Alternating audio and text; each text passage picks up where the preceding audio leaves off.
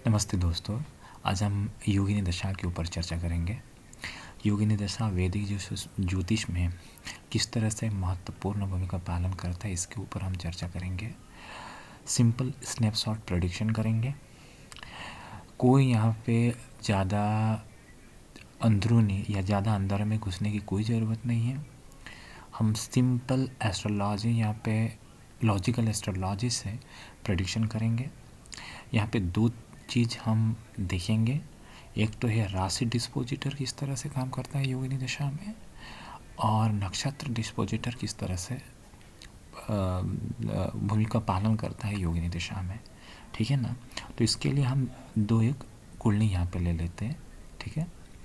इस जातक का 9 जनवरी 1975 और 11 बजे जन्म है सुबह का। रिसेंटली इन्होंने सोचा भी नहीं था, लेकिन इनका ट्रांसफ़र हो चुका है।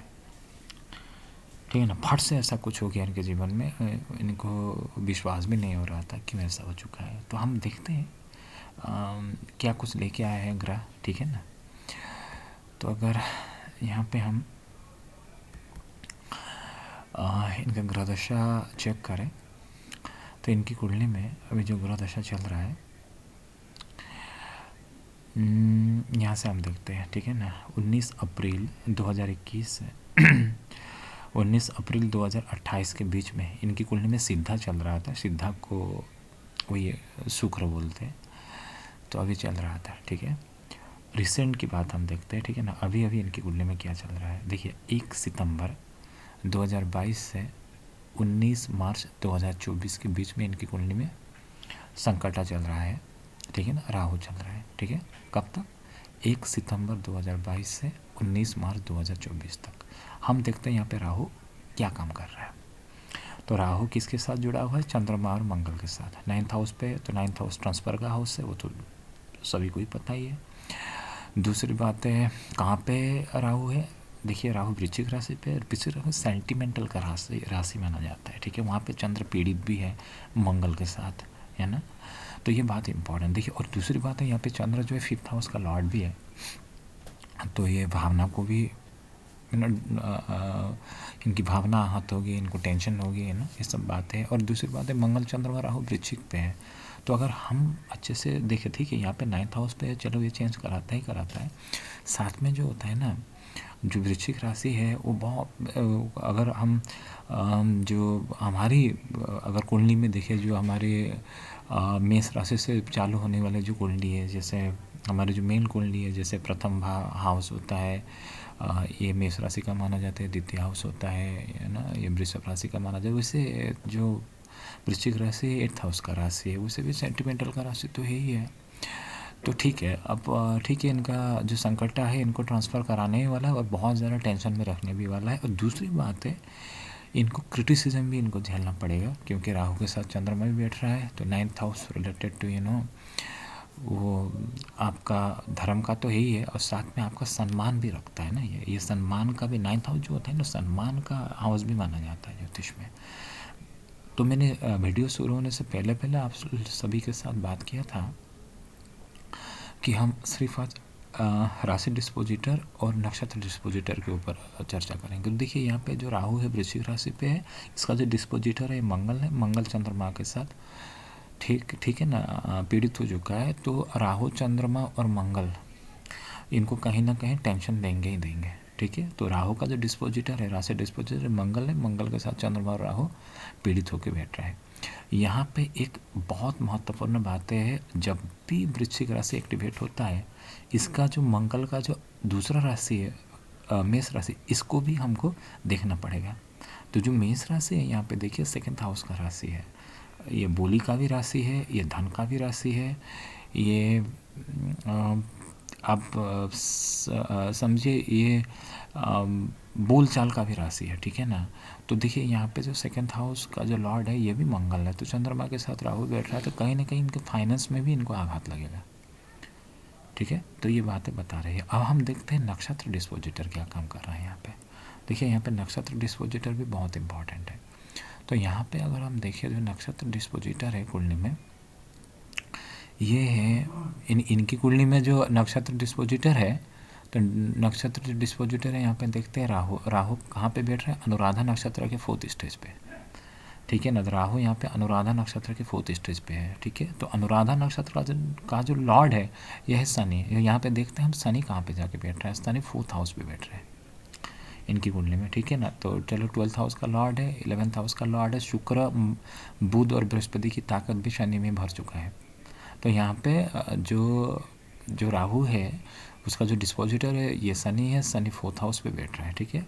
तो शनि किस राशि पे बैठ रहा है यहाँ पे हम देखते हैं, बुध की राशि पे है। इसका मतलब वही है जो बुध है शुक्र और शुक्र के साथ 11th हाउस पे। इसका मतलब शनि उतना यहाँ पे ख़राब नहीं हो रहा है, ठीक है। शनि चलो इस पर एक्सपेक्ट कर रहा है सूर्य को, लेकिन फिर भी यहाँ पे ज़्यादा ख़राब फल प्रतिपादन नहीं कर रहा है। तो इसका मतलब वही है नक्षत्र इनको कहीं ना कहीं टेंशन के बाद में इनको खुशियाँ भी देगी, ठीक है ना। क्योंकि यहाँ पे जो है शनि जो है, ठीक है, राशि डिस्पोजिटर इनको कुछ एक मेंटल टॉर्चर देगा, लेकिन देखना है मंगल अपने राशि पे है, स्वराशि पे है। दूसरी बात है जो शनि है ये मिथुन राशि पे है, लेकिन मिथुन राशि का जो लॉर्ड है ये बुध है। ये बुध 11th हाउस पे शुक्र के साथ है। तो कहीं ना कहीं जो 11th हाउस है ये बड़े लोग हैं ना, बड़े जन हैं, जो एक एक स्ट्रॉन्ग भूमिका रखने वाले जो लोग हैं वो 11th हाउस के साथ ही जुड़ा हुआ होता है, कम्युनिकेशन के साथ। तो कहीं ना कहीं इनको कम्युनिकेशन से लाभ प्राप्त होगा, मतलब वही कोई ना कोई बड़े आदमी इनको हेल्प करेगा, ठीक है ना। और दूसरी बात है बुध जो होता है डॉक्यूमेंट्स का भी प्लैनेट माना जाता है ना कहीं मतलब इनको भाई वही है जो क्रिटिसिज्म इनको मिला था शायद वो क्रिटिसिज्म ख़त्म होगा, ठीक है। क्योंकि देखिए जो संकटा के बाद में जो प्लैनेट अभी आने वाला है, तो संकटा के बाद में जो प्लैनेट अभी आएंगे अगर हम देखेंगे यहाँ पे, तो इनकी कुंडली में तो शुक्र सा सीधा चल रहा था, उसके ऊपर राहु है, संकटा है 2024 मार्च तक है। उसके बाद में इनकी कुंडली में चंद्रमा आएगी, सूर्य आएगी, बृहस्पति आएगी। हाँ, ये जो टाइम है 20 मई 2025 से 28 फरवरी 2026 के बीच में, तो आहिस्ता आहिस्ता करके इनको टेंशन ख़त्म होने वाला है, ठीक है। वहाँ पे मंगल आ रहा है, मंगल पीड़ित है लेकिन फिर भी उनका अच्छा फल देगा। तो इस तरह से हम योगिनी दशा के ऊपर बात कर सकते हैं, ठीक है। दूसरा जो आपको मैं कुंडली दिखाऊंगा अभी आने वाला जो टाइम है, तो इसके ऊपर भी हम चर्चा करेंगे, ठीक है ना। तो दूसरा जो इनकी कुंडली है, तो यहाँ पे हम एक चर्चा करेंगे इस महाशय की कुंडली में, ठीक है। तो किस तरह से इनकी कुंडली एक इम्पॉर्टेंट भूमिका पालन करता है योगिनी दशा में, ठीक है। तो इस जातक का संतान जन्म हुआ था, संतान प्राप्त हुआ था इनका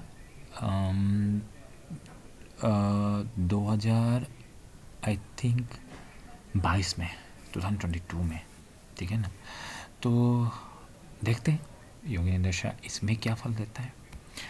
तो सबसे पहली बात है योगिनी दशा में, क्योंकि 2022 में हुआ था ना शायद, तो वही है 2022। तो 2020 13 अगस्त 2020 से 14 अगस्त 2023 के बीच में इनकी कुंडली में बृहस्पति चल रहा था। तो ये योगिनी दशा में, तो ये कब तक चल रहा था? 14 अगस्त 2023 तक। पहले हम बृहस्पति का यहाँ पे रूप देख लें, ठीक है। यहाँ पे बृहस्पति अगर हम कुंडली में देखें तो यहाँ पे जो बृहस्पति है ये नीच है, ठीक है ना, क्योंकि बृहस्पति जो है इनकी कुंडली में अभी मकर राशि पे है। तो मकर राशि पे जो बृहस्पति है उसको उतना ज़्यादा स्ट्रांग नहीं माना जाता 4th हाउस पे, लेकिन हम यहाँ पे दो एक चीज़ बहुत इम्पॉर्टेंट तरह से देखेंगे। तो यहाँ पे जो बृहस्पति है इनकी कुंडली में, बृहस्पति जो है इनकी कुंडली में, तो यहाँ पे जो है बृहस्पति, चलो यहाँ पे नीचे 4th हाउस पे, लेकिन जो बृहस्पति का जो डिस्पोजिटर है ये शनि है। शनि बुध के साथ है 2nd हाउस पे, इसका मतलब वही फैमिली हाउस पे है। तो कहीं ना कहीं इनकी कुंडली में वही फैमिली की बढ़ोतरी होगी, क्योंकि जो है शनि 2nd हाउस पर लेकिन बुध के साथ है। तो इसीलिए बुध जो होता है वो चाइल्ड का भी होता है, वो फैमिली का भी होता है, वो छोटे भाई का भी होता है ना। तो इनकी कुंडली में अभी बृहस्पति का ट्रांजिट चल रहा, मतलब बृहस्पति का जो है महादशा योगिनी दशा चल रहा है। तो बृहस्पति के अंदर में 2022 में हम चले जाते हैं शुक्र। देखिए 10 फरवरी 2022 से 14 सितंबर 2022 के बीच में इनकी कुंडली में शुक्र चल रहा था। तो इनको 2022 मई में इनको संतान प्राप्त हुआ था। तो यहाँ पे देखिए शुक्र कहाँ पे है, फर्स्ट हाउस पे शुक्र के साथ केतु बैठ रहा है। ठीक है, शुक्र के साथ केतु बैठ रहा है। तो उसके साथ सूर्य है, सूर्य और केतु इकट्ठे हैं। ठीक है, लेकिन वहाँ पे शुक्र बैठ रहा है, शुक्र स्वराशि में जाके बैठ रहा है, अपने भाव पे जाके बैठ रहा है। तो इसीलिए इनको संतान प्राप्त हुआ, क्योंकि शुक्र जो होता है वो संतान मतलब वही है, खुशी की बातें दिखाते हैं। तो वही है, क्योंकि यहाँ पे शुक्र जो है तो फर्स्ट हाउस पे, लेकिन अपने राशि पे है। तो शुक्र ने यहाँ पे अच्छा फल प्रतिपादन किया इनको। ठीक है ना, क्योंकि 2022 में इनकी कुंडली में चल रहा था। हाँ, इसी बीच इनका प्रमोशन भी हुआ था।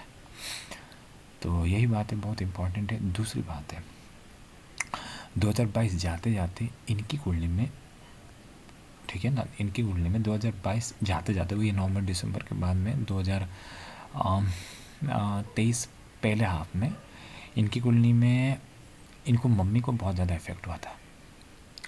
तो हम देखते हैं, देखिए यहाँ पे जो शुक्र है वो 14 सितंबर को ख़त्म हो चुका है। उसके बाद में जो योगिनी दशा में बृहस्पति के अंदर में संकट स्टार्ट हो चुका है 14 सितंबर 2022 से 12 मई 2023 के बीच में। ठीक है, इनकी कुंडली में राहु इफेक्ट हो चुका था। अब राहु कहाँ पर है यहाँ पे अगर देखें, क्योंकि मम्मी को इफेक्ट हो रहा था ना, तो यहाँ पे जो है राहु जो है 7th हाउस पे है। ठीक है, तो 7th हाउस पे है। हम देखते हैं दूसरी बात, और दूसरी बात तो ध्यान रखना 4th से 4th है, 4 से 4 से एक, जो 4th हाउस से 4th हाउस में राहु है। क्योंकि जब भी राहु यहाँ पे इफेक्ट होगा ना कहीं 4th हाउस को भी इफेक्ट करेगा। ये कुंडली में आप लोग ध्यान रखना। दूसरी बात है यहाँ पे राहु का हम देखते हैं राशि डिस्पोजिटर, और दूसरी बात है नक्षत्र डिस्पोजिटर। पहले राशि डिस्पोजिटर देखते हैं। तो राहु का जो डिस्पोजिटर है यह है मंगल 12th हाउस पे जाके बैठ रहा है। ठीक है, जो राहु है वो मंगल है, राहु जो है वो मंगल के राशि पे, मंगल 12th हाउस पे है। ध्यान रखना है एक बात, मंगल 12 नंबर घर में 7 में 6 बोल के यहाँ पे लिखा हुआ, इसका मतलब कन्या राशि पे है। तो कन्या राशि रोग का भी होता है। ठीक है, तो घर में कहीं ना कहीं किसी को रोग अशांति दे सकता है। दूसरी बात है, ठीक है, राहु का जो डिस्पोजिटर है ये मंगल है, मंगल यहाँ पे है। तो मंगल जहाँ पे है, ठीक है ना, यहाँ पे कन्या राशि है, कन्या राशि का जो डिस्पोजिटर है ये बुध है, बुध फैमिली में जाके बैठ रहा है। तो कहीं ना कहीं इनकी कुंडली में फैमिली को टेंशन देगा। दूसरी बात है, आप लोग को एक बहुत ज़्यादा अच्छा टिप्स है। देखिए यहाँ पे जो राहु है, ठीक है ना, हम भाव को हम छोड़िए, हम राशि को पहले देखेंगे। तो यहाँ पे देखिए राहु जो है मेष राशि पे है, मंगल कन्या राशि पे है, और जो बुध है वो वृश्चिक राशि पे। इसका मतलब 1, 6, 8 का कॉम्बिनेशन। तो कहीं ना कहीं टेंशन तो देगा ही। ठीक है ना। दूसरी बात है, अब देखिए राशि का तो डिस्पोजिटर हो चुका है, हम देखते हैं अब नक्षत्र का डिस्पोजिटर क्या कर रहा है राहु का। राहु का जो नक्षत्र डिस्पोजिटर है यह है भरणी। ठीक है ना, भरणी का वही लॉर्ड है शुक्र, शुक्र के साथ केतु और सूर्य बैठ रहा है। तो इसका मतलब घर में किसी ना, जब भी केतु एक्टिवेट होता है घर के ज़्यादातर बड़े बुजुर्गों को प्रॉब्लम होता है। केतु मोक्ष का कारक, बीमारी का कारक है। तो ही इसीलिए इनकी कुंडली में। और दूसरी बात है सूर्य शुक्र जब भी सूर्य और केतु जब भी इकट्ठे बैठते हैं तो नार में प्रॉब्लम, क्योंकि यहाँ पे देखिए मंगल जो है वो आ रहा है, मतलब सूर्य और केतु की तरफ। तो इसीलिए वही केतु जो होता है नार में दिक्कत वगैरह, सूर्य केतु तो हृदय रोग भी देता है। तो इसीलिए इनको माँ को सबसे ज़्यादा टेंशन झेलना पड़ा और जब भी ध्यान केतु जब भी आता है ज़्यादातर पिताजी को प्रॉब्लम होता है, और जब भी राहु आता है ज़्यादातर माता जी को प्रॉब्लम होता है, क्योंकि मैंने काफ़ी कुंडली में ये चीज़ देखा है। तो वही बात है, इनकी कुंडली में जो राहु आया था तो राहु ने कहीं ना कहीं इनको प्रॉब्लम दिया। ठीक है ना। ठीक है दोस्तों, दूसरी बात हम और एक कुंडली चर्चा करेंगे। ठीक है ना, और एक कुंडली में क्या कुछ चल रहा है इसके ऊपर भी हम चर्चा करेंगे। उसके बाद में हमको पता चलेगा क्या कुछ। देखिए ये कुंडली जो है, ये जो कुंडली है, ये कुंडली में कुछ एक बातें बहुत इम्पॉर्टेंट है। इन्होंने हाल ही में हमारा जो आसाम का APSC एग्ज़ाम था उन्होंने दिया था। APSC प्रीलिम्स और मेंस होता है, तो प्रीलिम्स में इन्होंने अच्छा ही फल पाया, और लेकिन मेंस में इनको कहीं ना कहीं रुकावटें आई, इनको प्राप्त नहीं हुआ। तो हम देखते हैं इसमें क्या कुछ। और दूसरी बात है जो अभी जाती ज़िंदगी में भी इनकी कुंडली में वही है, पर्सनल लाइफ में कुछ प्रॉब्लम चल रहा है, तो इसके ऊपर भी हम मतलब वही चर्चा करेंगे, देखते हैं। तो यहाँ पे देखते हैं इनकी कुंडली में उन्होंने हाल ही में दिया था, शायद 2022 लास्ट में ही दिया था, 2022 में। तो यहाँ पे इनकी कुंडली में उल्का चल रहा है 19 अक्टूबर 2020 से 20 अक्टूबर 2026 के बीच में। तो यहाँ पे जो शनि है, तो हाँ, शनि के अंदर में कौन सा अंतर्दशा चल रहा है इसके ऊपर डिपेंड करता है। तो इनकी कुंडली में हाँ शुक्र चल रहा था 19 अक्टूबर 2021 से 18 दिसंबर 2022 के बीच में शुक्र चल रहा था, ठीक है। तो बोलने की कोई ज़रूरत नहीं, शुक्र है यहाँ पे सिंह राशि पे, सिंह राशि रॉयल राशि है, 9th हाउस पे, 9th हाउस उच्च शिक्षा का राशि है, सम्मान का राशि है। इसका जो लॉर्ड है ये सूर्य है, सूर्य नीच होकर 11th हाउस पे बैठ रहा है, ठीक है ना। तो शुक्र ने यहाँ पे कहीं ना कहीं अच्छा फल दिया, इनको प्रीलिम्स में दाखिला मिल गया था, लेकिन सूर्य नीच है, ध्यान रखना ये चीज़ बात है। दूसरी बात है, तो शुक्र जाते जाते 18 दिसंबर 2022 से ही इनकी कुंडली में राहु एक्टिवेशन है, देखिए उल्का का 16 अप्रैल 2024 तक। तो राहु यहाँ पे अच्छा फल देगा या ख़राब फल देगा, हम देखते हैं। राहु बुध के साथ है 10th हाउस पे, लेकिन फिर भी शनि राहु को देख रहा है, राहु शनि को भी देख रहा है, और 10th हाउस है, ध्यान रखना है। 10th हाउस में जब भी कोई प्लैनेट बैठा हुआ रहता है 11th हाउस से, अगर कोई प्लैनेट माने 11th हाउस में बैठ रहा है, वो एक्टिवेशन उसका दशा चल रहा है, वो आपको कहीं ना कहीं अच्छा फल देगा। लेकिन 10th हाउस जो होता है ना, बहुत पुरुषार्थ कराता है, बहुत ज़्यादा पुरुषार्थ कराता है। दूसरी बात है, राहु और शनि भी काटते हैं, दोनों को देख रहा है, बुध है, लेकिन कहीं ना कहीं इनको झंझटों का सामना करना पड़ा, शायद शनि के दृष्टि के कारण, ठीक है। दूसरी बात है, एक मज़ेदार बात क्या है, यहाँ पे जो है राहु जो है कन्या राशि पे है, बुध के साथ है, ध्यान रखना। बुध जो होता है ना, प्रेम का भी प्लैनेट माना जाता है, लव अफेयर वगैरह का। तो यहाँ पे क्या ना, राहु के साथ बुध कन्या राशि, कन्या राशि एक्टिवेशन होने से प्रेम को क्या कराता है, प्रेम टूटता है, क्योंकि कन्या राशि जो होता है वो रोग ऋण और रिपु का विभाग माना जाता है। तो कहीं ना कहीं क्या कराता है, ये मतलब दोनों में वही मिसअंडरस्टैंडिंग क्रिएट करेगा, तो उसके बाद में शायद इनका रिलेशनशिप चलेगा भी नहीं, है ना। ये सब बातें बहुत इंपॉर्टेंट है। अभी जो इंसान है वो भटका हुआ इंसान है, तो इसीलिए शायद राहु जो है और 10th हाउस पे, इसीलिए इनको मतलब वही ये इंसान भटक चुका है। लेकिन ध्यान रखना है, इनको मुझे पता है, क्योंकि जब राहु और बुध इकट्ठे होते हैं कन्या राशि पे, ऐसे लोग बहुत अच्छे टीचर माने जाते हैं। तो मुझे ऐसा लग रहा है इनको कहीं ना कहीं टीचिंग में दाखिला मिल जाएगा, मतलब टीचिंग से रिलेटेड। वैसे भी इनको मैंने बता दिया कि टीचिंग से साथ रिलेटेड ही आप कुछ तलाश करो, आपको कहीं ना कहीं ऐसा कुछ मिल जाएगा। क्योंकि यहाँ पे इनका जो नक्षत्र है कुंडली में पूर्वाषाढ़ा 4th स्टेज में है, तो जो पूर्वाषाढ़ा 4th स्टेज होता है, ऐसे लोग हल्के से स्लो होते हैं, ज़्यादा उनको हल्ला गुल्ला पसंद नहीं आता है। तो ये बातें बहुत इंपॉर्टेंट है। देखिए, जो टीचर के लिए कुछ एक बहुत इंपॉर्टेंट नक्षत्र है, ये है चित्रा, ये है अश्लेषा, एक हस्ता। तो ये वही अगर एक नक्षत्र, ये 3 नक्षत्र में मिल जाए ना कहीं इनको नौकरी से रिलेटेड चीज़ें वगैरह मिलती है, ठीक है। तो हमने अभी तक 3 कुंडली देखी है, इसके बाद में हम और एक कुंडली के ऊपर चर्चा करेंगे, ठीक है। चाहे मतलब वही है कि थोड़ा सा अच्छा हो, तो ये बातें बहुत इम्पॉर्टेंट है। तो इसके ऊपर अगर हम चर्चा करें, तो ये जो जातक है इनकी कुंडली हम चर्चा करेंगे। तो ये जो कुंडली है, इनकी कुंडली में रिसेंटली इनकी शादी हुई थी, तो उससे पहले इनके पापा गुजर गए थे। तो हम देखते हैं, तो पापा शायद 2021 में गुजर गए थे, 2022 में इनका शादी हुआ था, ऐसा ही कुछ था। तो हम देखते हैं 2021 से हम देखते हैं इनकी कुंडली में। तो 2020 अप्रैल से 2026 के बीच में, ठीक है ना, 2020 अप्रैल से 2026 के बीच में इनकी कुंडली में शनि मतलब उल्का चल रहा था। तो उल्का क्या फल देता है हम पहले देखें। यहाँ पे शनि जो है वो 6th हाउस पे है, इसका राशि डिस्पोजिटरी खुद ही है, तो 6th हाउस पे तगड़ा होकर बैठ रहा है, लेकिन नज़दीक में चंद्र और राहु को भी है। तो इनकी कुंडली में 2022 फरवरी या जनवरी में इनके पापा जी गुजर गए थे। तो देखिए, इनकी कुंडली में 3 अप्रैल 2020 से 3 अप्रैल 2021 के बीच में शनि चल रहा था। यहाँ पे शनि स्ट्रांग होकर बैठ रहा है, उसमें ज़्यादा दिक्कत नहीं है। लेकिन ध्यान रखना है, कोई भी चीज़ हम देखते हैं तो इसका 5th 7 एंड 9 देखना पड़ेगा।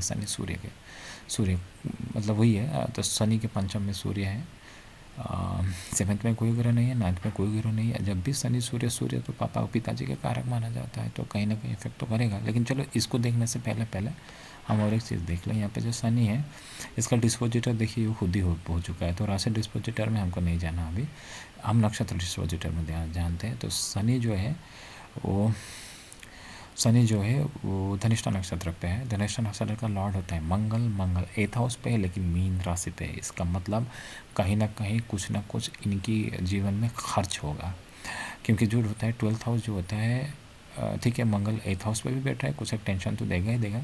साथ में ध्यान रखना है जो मंगल जो है मीन राशि पे है, तो जब भी योगिनी दशा में कोई मीन राशि का एक्टिवेशन होता है आप बेझिझक प्रेडिक्शन कर सकते हो, क्योंकि जो 12th हाउस मतलब ये 12th हाउस जो होता है खर्चा का है, 12th हाउस जो होता है हॉस्पिटल का भी है, हॉस्पिटल में खर्चा का भी है। तो कहीं ना कहीं किसी के ऊपर खर्चा होगा, कहीं ना कहीं कुछ एक मानसिक अशांति इनको झेलना पड़ेगा। और ध्यान रखना, मैंने प्रीवियस जो कुंडली देखी थी उसमें मैंने एक चीज़ बताया था, जब भी 10th हाउस में कोई प्लैनेट होता है या जब भी मकर राशि एक्टिवेशन होता है, आदमी के जीवन में कुछ ना कुछ टेंशन में कुछ ना कुछ मतलब अप एंड डाउन लगा रहता है। देखिए यहाँ पे शनि मकर राशि में, ठीक है। तो ये बात है, इसीलिए जब भी आप प्रेडिक्शन करोगे देखना आप सिर्फ भाव में मत जाना, आप राशि में जाना, तब आपका प्रेडिक्शन परफेक्ट होगा। और योगिनी दशा वैसे भी परफेक्ट दशा माना जाता है, ठीक है। तो इसके बाद में हम चर्चा करेंगे इनकी कुंडली में। हाँ, उसके बाद में इनकी कुंडली में शादी हुई थी, तो इसके ऊपर भी हम आते हैं। तो क्या कुछ है ना, तो क्या हुआ, अब पिताजी के गुजरने के बाद ही इनकी कुंडली में हुई है शादी की बातें वगैरह चाहिए, क्योंकि इनकी माताजी अकेली थी। तो देखिए तो किस तरह से क्या फल आता है। तो इनकी कुंडली में क्या है, 3 अप्रैल 2021 से 5 जून 2022 या तो इसके बीच में इनकी कुंडली में शुक्र चला। तो शुक्र क्या होता है, शादी का कारक है, शुक्र बुध के साथ है, प्रेम विवाह की भी बातें वगैरह करता है, 9th हाउस पे है। और दूसरी बात है, आपने एक चीज़ ध्यान दिया होगा, शुक्र और बुध मेष राशि में, मेष राशि जब भी एक्टिवेशन होता है योगिनी दशा में आदमी को पुनर्जीवन देता है, तो इनकी कुंडली में है ये बात है, ठीक है ना। तो ये बात है बहुत इंपॉर्टेंट है। इसी बीच में इनकी कुंडली में शादी की बात वगैरह चली, शादी भी हो चुकी है, ठीक है। तो ये बात है इनकी कुंडली में बहुत इंपॉर्टेंट। और दूसरी बात है, बहुत इंपॉर्टेंट बात है, जो 5 जून 2022 से 7 अक्टूबर 2023, देखिए मैंने कहा था ना, जब भी राहु एक्टिवेट होता है कुछ ना कुछ बहुत इंपॉर्टेंट फल देता है माँ से जुड़ा हुआ। इनकी कुंडली में देखिए राहु एक्टिवेशन हो रहा था, राहु के साथ चंद्रमा है, चंद्रमा माँ है, तो क्या है, सबसे पहले माँ को इफेक्ट किया। कहाँ पे, देखिए यहाँ पे 5th हाउस है, तो कुछ ना कुछ इनको बेचैनी भी हुई। लेकिन यहाँ पे देखिए 9 दिख रहा है, इसका मतलब धनु राशि का भी एक्टिवेशन है। और जब भी होता है धनु राशि का एक्टिवेशन, जब भी होता है तो आदमी को शिफ्टिंग वगैरह देता है। साथ में जो धनु राशि होता है वो और घुटने का भी राशि माना जाता है ना, 9th हाउस ऑब्वियसली। तो चंद्रमा राहु और 9th हाउस अगर इकट्ठे मिल जाए तो क्या होगा, देखिए चंद्रमा तो मम्मी को तो टेंशन देगा ही देगा, साथ में 9th हाउस का भी एक्टिवेशन है, ठीक है। तो ये भी बातें हैं, क्योंकि पंचम भाव का एक्टिवेशन नहीं है, लेकिन यहाँ पे धनुराशि जब भी आता है तो आप हम समझ लें, मानस पटल भी एक चीज़ बना लगे, इनकी कुंडली में 9th हाउस का भी एक्टिवेशन चल रहा है, तो इनको मम्मी को तकलीफ आता है। लेकिन जो बृहस्पति है तो इसका जो डिस्पोजिटर है ये बहुत अच्छा होकर बैठ रहा है, ठीक है ना, तो लगन पे है, तो इसका मतलब वही है मम्मी को ज़्यादा तकलीफ वगैरह नहीं होगा। तो यही बात है, बहुत इंपॉर्टेंट है। यह राशि डिस्पोजिटर का काम। मतलब नक्षत्र डिस्पोजिटर हम देखते हैं तो राहु मूला नक्षत्र पे केतु हो गया, लॉर्ड जो केतु है 11th हाउस पे है।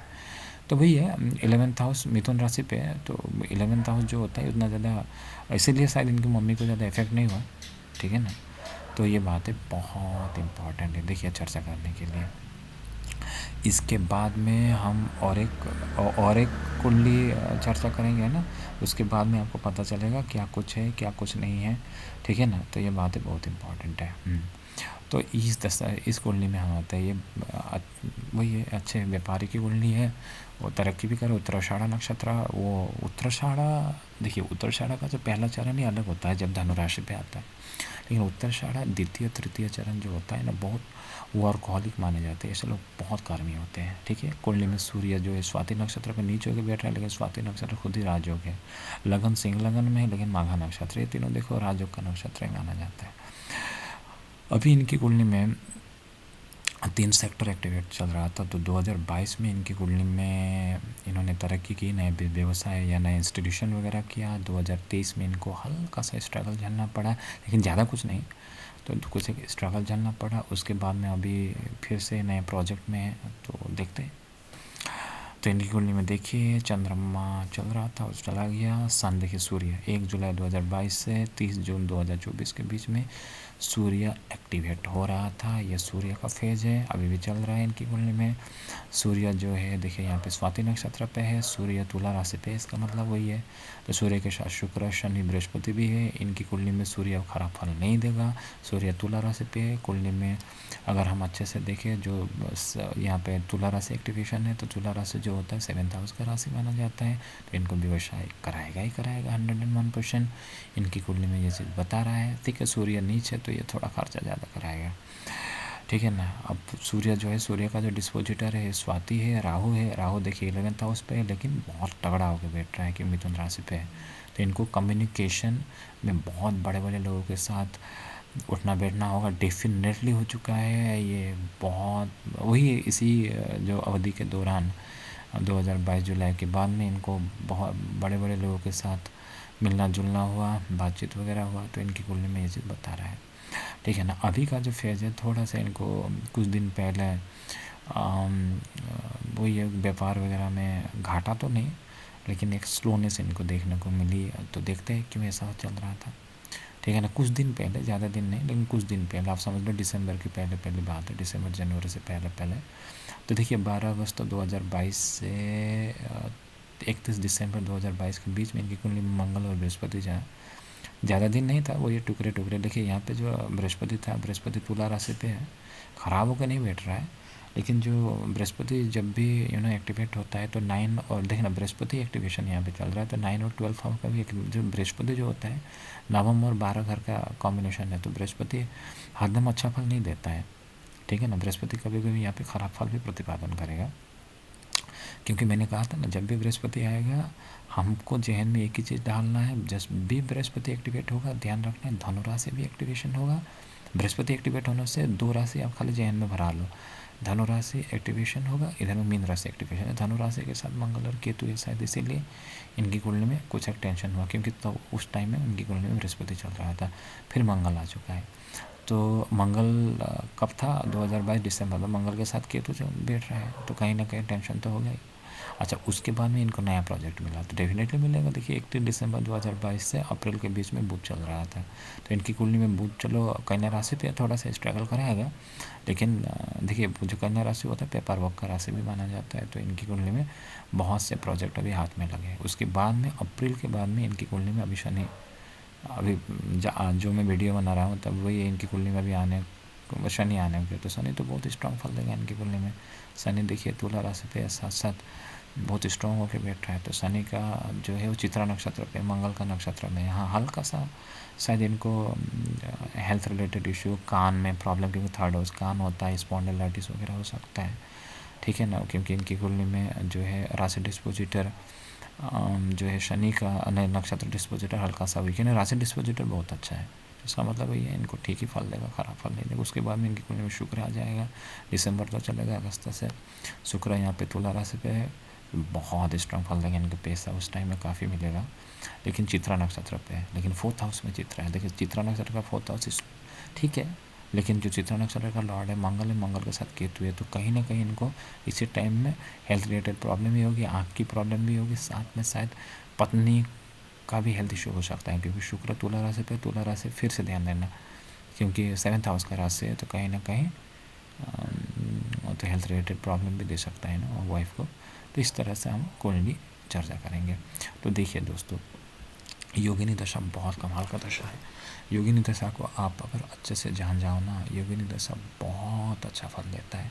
तो इसीलिए दोस्तों आप इस दशा के ऊपर चर्चा करो, इस दशा को कम नहीं आंकना, क्योंकि पिन पॉइंट प्रेडिक्शन के लिए, स्नैपशॉट प्रेडिक्शन के लिए बहुत अच्छा माना जाता है। आप देखिए ये जो बातें हैं रिसर्च के ऊपर डिपेंड करता है। आप दो एक कुंडली डाटा वगैरह जमा कर लो, उसके ऊपर आप काइंडली चर्चा करो।